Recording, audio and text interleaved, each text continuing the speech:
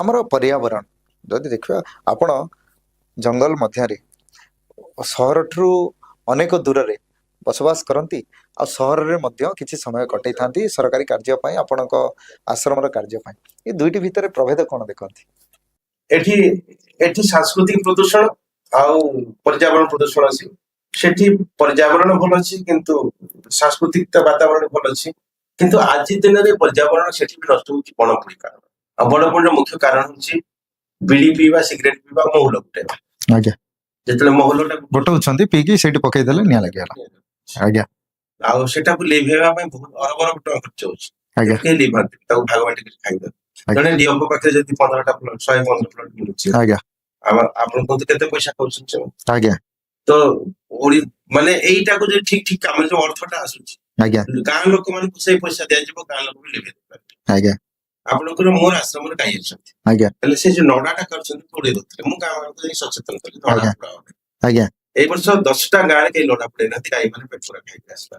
ଆଜ୍ଞା ଯଦି ଆମକୁ କହିଲେ ଆମ କଥା ଶୁଣୁଛନ୍ତି ତାହେଲେ ସରକାର କହିଲେ ବି ଶୁଣିବେ, ନିଶ୍ଚିତ କିଛି ପଇସା ଦିଆଯିବ। ଆଜ୍ଞା ତମେ ଏତେ ଅରବ ଅରବ ଟଙ୍କା ସରକାର ନିଆଁ ଲିଭେଇବା ପାଇଁ ଖର୍ଚ୍ଚ କରୁଛନ୍ତି, କିନ୍ତୁ ନିଆଁ ଲିଭା ହଉନାହିଁ ଆଜ୍ଞା ଦିନେ ବି।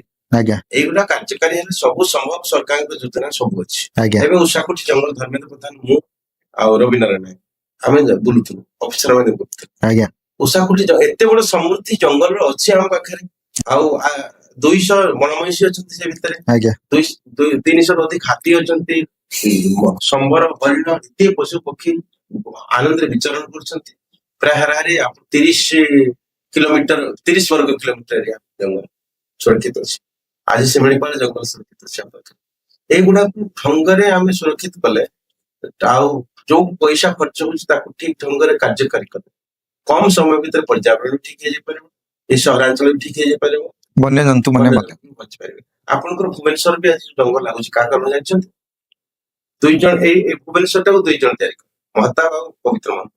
ଆଜ୍ଞା ମହତାବ ଚାହିଁଲେ ଜଲ୍ଦି ଜଙ୍ଗଲ, ଆଜ୍ଞା ଯୋଉ ଏରିଆ ଆପଣ ଚାକୁଣ୍ଡା ଗଛ ଦେଖୁଛନ୍ତି ଆଜ୍ଞା ସେଟା ହଉଛି ମହତାବଙ୍କ ଏରିଆ। ଆଜ୍ଞା ଯୋଉ ଏରିଆରେ ଆପଣ କରଞ୍ଜ ଦେଖୁଛନ୍ତି, ଚାମ୍ବୁ ଦେଖୁଛନ୍ତି, ଅନ୍ୟ ଏବେ ଏବେ ଏବେ ଆଉ ଏସବୁ ଦେଖିବାକୁ ମିଳୁଛି ଅନେକ କମ ଜାଗାରେ, କାରଣ ସବୁ ତ କାଟିକି ଖତମ କରିସାରିଲେ ମାନେ ବିକାଶ ନା ବିକାଶ ନାଁରେ ବିନାଶ। ମହାବିକାଶ। ଏବେ ଯୋଉ ମହାବିକାଶ ନାଁରେ ଆମେ ରୋଡ, ରାସ୍ତା, ରେଲୱେ ସବୁ ନଷ୍ଟ କରିଦଉଛୁ। ଆମେ ଯେତିକି ଗଛ କାଟୁଛନ୍ତି ସେତିକି ଗଛ ଲଗାଉ। ଆଉ ଜନସଂଖ୍ୟା 1947 ମସିହାରେ ଆମର ଭାରତର ଜନସଂଖ୍ୟା ଥିଲା 40 କୋଟି, ଆଜ୍ଞା ଆଉ ଗୋବଂଶ ଥିଲେ 40 କୋଟି। ଆଜ୍ଞା ଏବେ ଗୋବଂଶ 10 କୋଟି, ଏବେ 10 କୋଟି ବି ନାହାନ୍ତି, 10 କୋଟି ବି ନାହାନ୍ତି, ସେଥିରେ ପୁଣି ଦର୍ଶୀ। ଆଚ୍ଛା, ଜନସଂଖ୍ୟା 4 ଗୁଣ ବଢି ସାରିଲା। ଆଜ୍ଞା ହେଲେ ଆମେ ସେଟା କରିବାକୁ ଆମ ପାଖରେ କିଛି ଉପାୟ ନାହିଁ। ଏଇ ପ୍ରକାର କେବେ ଗୋଟେ ବିଶ୍ୱରେ ମହାମାରୀ ଆସିବ, ସମୟ ଆସିବ, ପ୍ରଳୟ ସମୟ ଯେତେବେଳେ, ଜେସି କରନି वैसी भरनी।